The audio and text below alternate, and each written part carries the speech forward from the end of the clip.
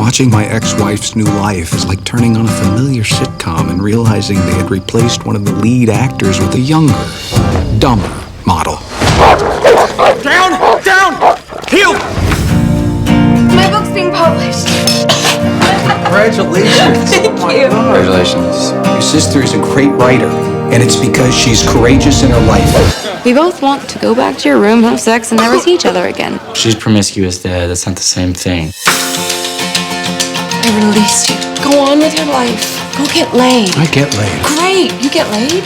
I literally have 20 minutes, so it'll have to be quick. Come on, let's go. Did you stretch? Thursday. Be ready. Yes, sir.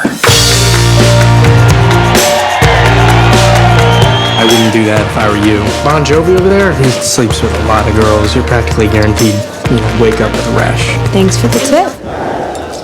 Cool. You're awesome. We need to remarry.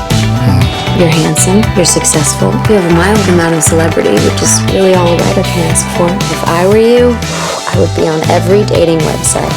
And that's the picture that you want to have up there? You look like a serial killer. That's my favorite shirt. Don't ever do it. Did you actually pay for that? Can I ask you a serious question? Are you colorblind? Oh, hubba hubba.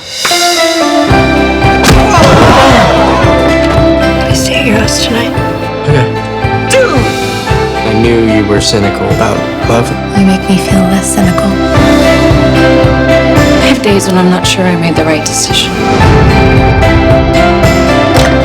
I think about us, our story, and all of the things that went wrong with us, and I could do it so much better this time.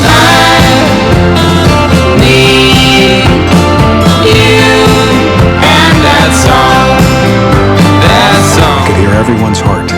I could hear the human noise we sat there making. Not one of us moving, not even when the room went dark.